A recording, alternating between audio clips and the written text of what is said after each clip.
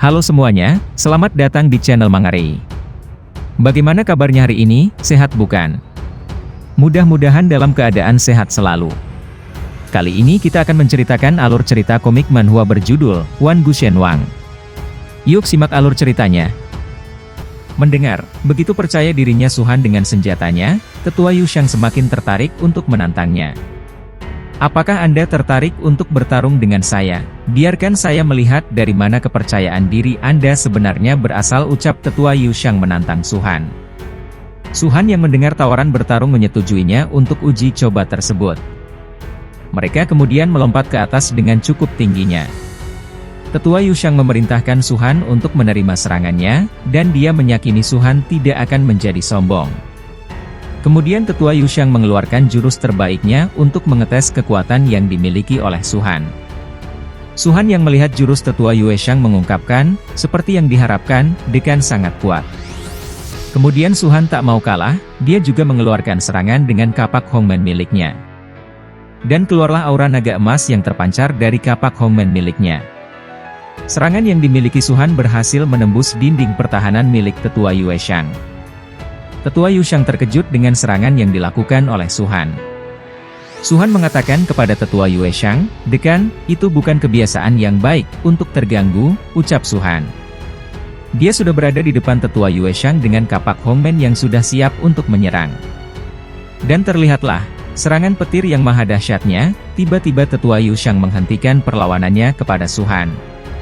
Su-han terkejut dengan tindakan yang dilakukan oleh Tetua Yu Shang dan menanyakan, "Dekan, ada apa denganmu?" Tetua Yu Shang mengatakan, "Tidak ada, hanya nasib buruk. Ketika saya baru saja berjalan, saya disambar petir." Su-han kemudian melihat ke langit, dan berpikir, apakah barusan bergemuruh, walaupun yang dia lihat, langit begitu cerah, dan matahari bersinar terang. Tetua Yu Shang berpikir, aku seharusnya tahu, lebih baik daripada menunjukkan belas kasihan kepada anak ini, pikir Tetua Yu Shang kepada Su-han. Tak lama berselang, keluarlah Lao Er dengan membawa senjata pusaka yang telah dia ambil dari ruangan harta karun milik universitas. Lao Er kemudian menunjukkan harta yang sudah diambil kepada Tetua Yu Shang.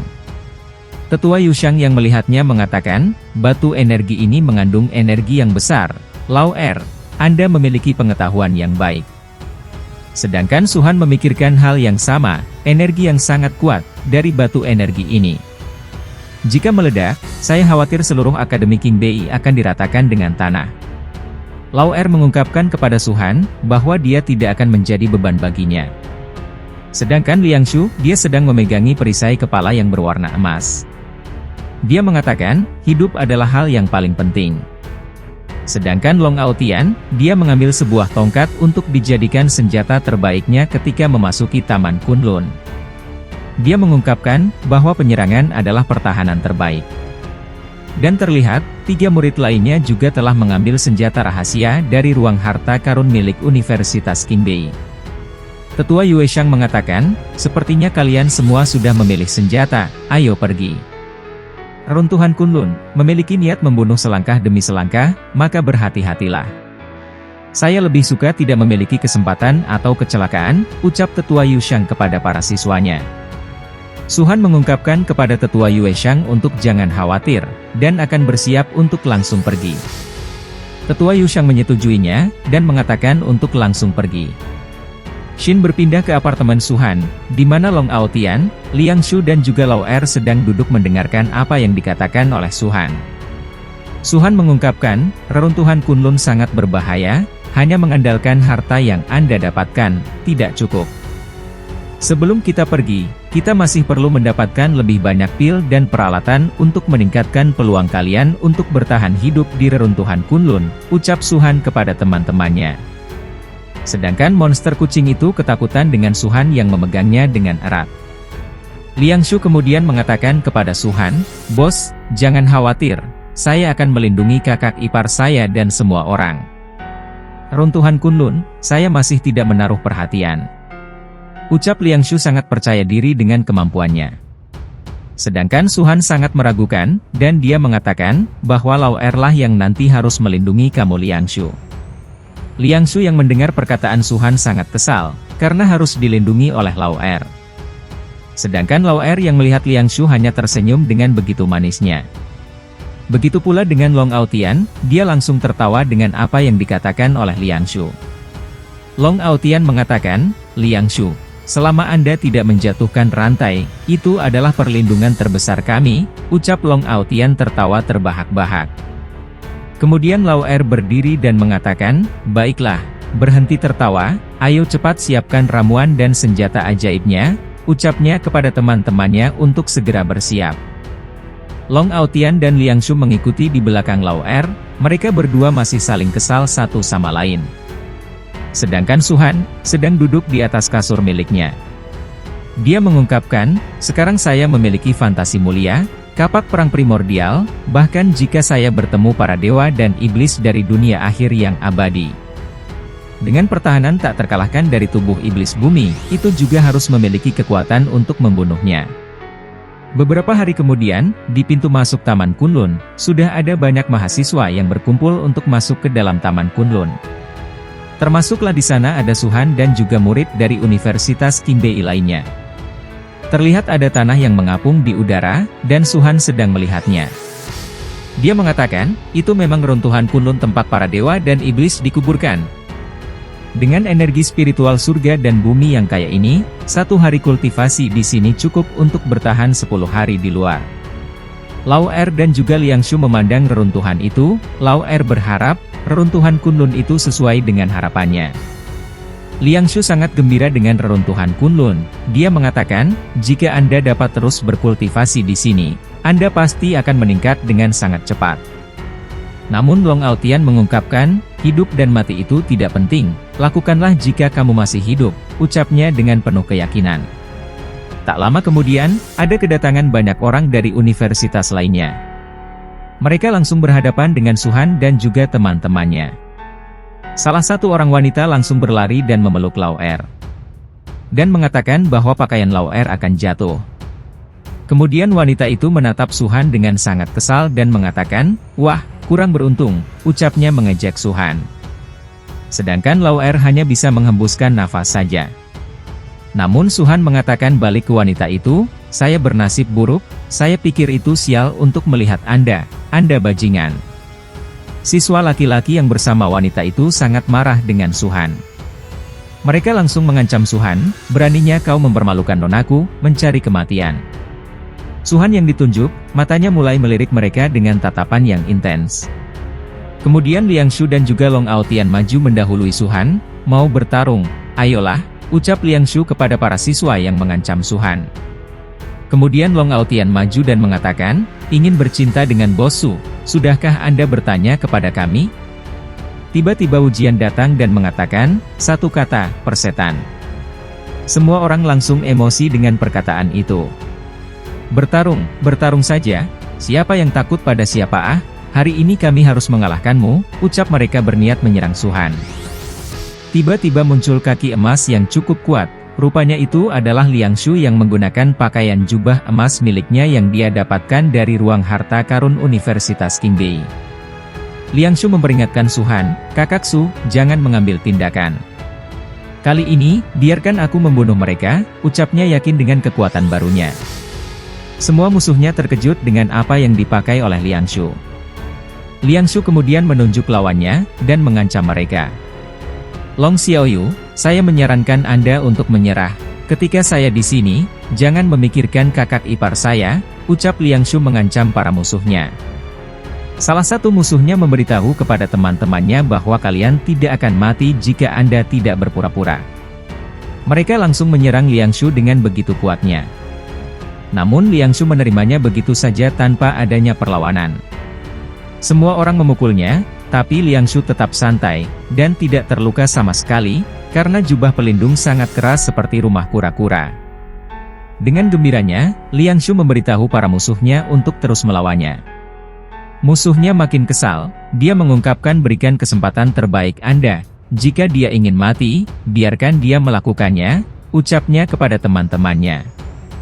Kemudian mereka mengeluarkan kekuatan yang cukup kuat, dengan warna merah yang cukup membara.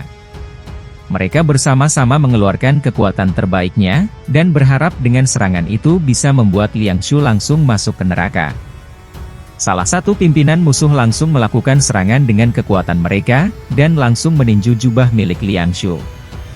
Serangan itu berhasil mengenai Liang Shu dengan cukup kuat. Namun sayang sekali, serangan itu tidak mempan dan menyerang balik musuhnya hingga membuatnya terlempar.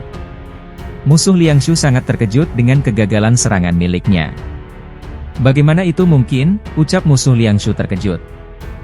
Namun Liang Shu yang diserang secara terus-menerus sangatlah gembira, dan mengejek balik mereka.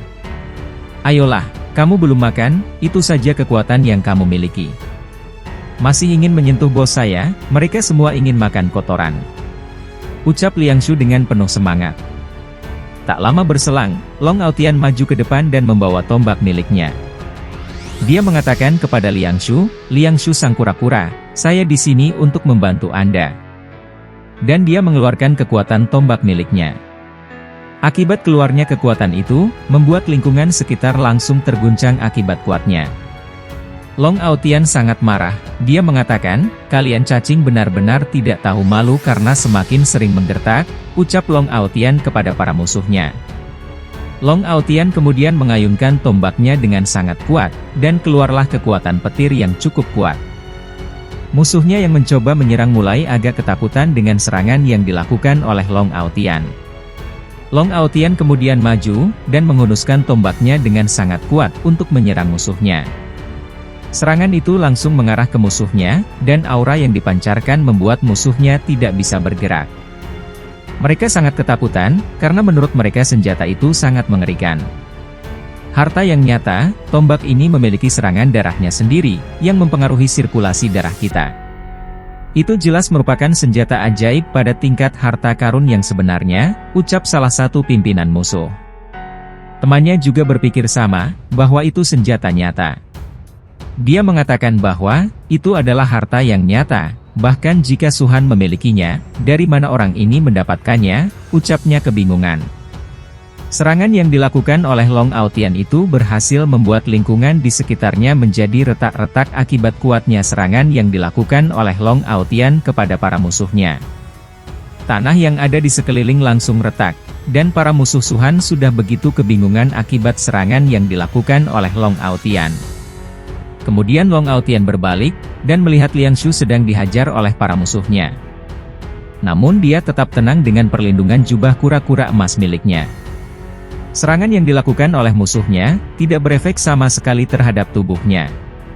Liang Shu yang diserang musuh mengatakan, "Ayolah, saya tidak sombong, saya bisa mengalahkan banyak serangga," ucapnya berhasil menahan serangan musuhnya. Sedangkan Lao Er yang melihatnya hanya bisa mengelus kepalanya karena tingkah para teman-temannya. Lao Er dengan kesalnya mengatakan, "Ayo, kita akan memasuki reruntuhan Kunlun, membuang energi fisik di sini. Apakah kamu ingin mati di reruntuhan?" ucap Lao Er menasehati para teman-temannya. Mendengar teguran dari Lao Er, akhirnya Liang Shu mematuhinya. "Sejak kakak ipar telah bicara, maka Tuan Liang tidak akan mengganggu Anda lagi," ucap Liang Shu kepada para musuhnya. Para musuh Liang Shu langsung kesal dengan perkataan yang dilontarkan oleh Liang Shu. Mereka mengatakan, "Bajingan, jangan sombong. Saya belum pernah melihat orang yang tidak tahu malu seperti itu," ucap mereka, kesal kepada Liang Shu dan juga Long Aotian yang telah menyerangnya. Mendengar perkataan musuhnya, Liang Shu masih tidak terima. Dia menyebutkan, bahwa hanya kalian bertiga, aku tidak takut pada tuan kecil. Liang Shu kemudian berbalik menghampiri Suhan dan juga Lao Er, diikuti oleh Long Aotian yang bersamanya juga. Namun musuhnya masih tidak terima, dia kemudian menyerang Liang Shu dan Long Aotian. "Pergilah ke neraka," ucap salah satu musuh Liang Shu yang masih marah dengan Liang Shu. Serangan dadakan yang kuat itu mengarah ke Liang Shu dengan begitu cepatnya. Liang Shu yang melihatnya sangat terkejut dengan serangan itu. Begitu pula dengan Long Aotian yang berada di samping Liang Shu. Serangan itu membuat Liang Shu tidak tahu harus bagaimana, dan akhirnya, Suhan datang menyelamatkan Liang Shu. Dia berhasil menghancurkan serangan yang dilakukan oleh musuhnya Liang Shu. Suhan sangat kesal dengan para musuhnya yang menyerang secara tiba-tiba. Suhan mengatakan kepada mereka, bahwa mereka sedang mencari kematian dengan dirinya. Kedua orang yang menjadi musuh Suhan langsung was-was akan serangan balik dari Suhan. Suhan sudah sangat kesal, tanpa waktu lama lagi dia sudah berdiri di depan dua orang yang menyerang Liang Shu, dan langsung menghajar musuhnya. Dengan sekali tamparan, berhasil membuat musuhnya langsung tumbang, akibat kuatnya serangan yang dilakukan Suhan. Sedangkan musuh yang satunya langsung diterjang oleh Suhan, dan keduanya juga langsung kalah akibat serangan Suhan. Kemudian Suhan langsung menyerang temannya yang lain yang berada di sekitarnya. Dan tanpa waktu yang lama, Suhan langsung berhasil mengalahkan mereka semuanya. Suhan menggunakan tinjunya untuk mengalahkan teman-temannya yang lain. Dan semuanya langsung kalah akibat serangan fisik yang dilakukan oleh Suhan. Kemudian Long Aotian dan juga Liang Shu langsung meninjunya dan menendangnya akibat perlakuan mereka terhadapnya. Wanita yang menjadi pimpinan mereka sangat kesal dengan Suhan, karena dia berani menghajar semua anak buahnya. Dia mengeluarkan kekuatan naga biru miliknya, dan memintanya untuk berhenti. Dia sangat marah dengan Suhan, akibat tindakannya menyerang para anggotanya. Namun Suhan langsung maju, dan menantang balik wanita itu dengan kekuatan miliknya. Suhan mengatakan kepada wanita itu, "Jika ingin melakukan serangan, maka saya bisa bermain dengan kamu," ucap Suhan. Wanita itu terkejut dengan kekuatan yang dimiliki oleh Suhan. Dia sangat kesal dengan situasi yang terjadi. Karena tidak mungkin menang jika bertarung melawan Suhan. Melihat apa yang dilakukan oleh wanita itu, Suhan mengatakan bahwa itu sangat tepat untuk tidak melakukan pertarungan melawan dirinya.